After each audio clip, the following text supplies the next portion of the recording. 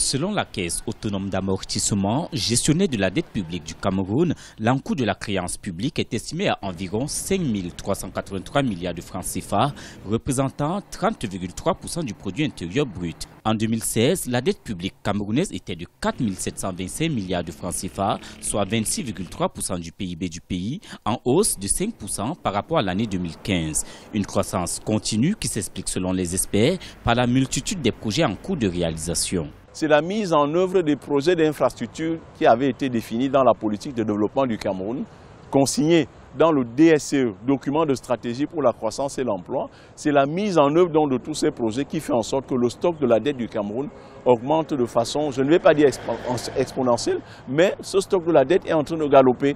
Depuis 2012, le gouvernement camerounais s'est lancé dans un vaste programme de construction d'infrastructures dans le cadre de son programme des grandes réalisations destiné à réaliser des projets structurants sur le territoire national. Des projets financés par des prêts octroyés par des bailleurs de fonds internationaux. Et pour une contribution réelle au développement du pays, les experts recommandent une définition des choix prioritaires et une rentabilité des projets engagés. Il est temps pour le Cameroun de définir des choix prioritaires en matière d'investissement, soit dans le secteur électrique, soit dans le secteur énergétique.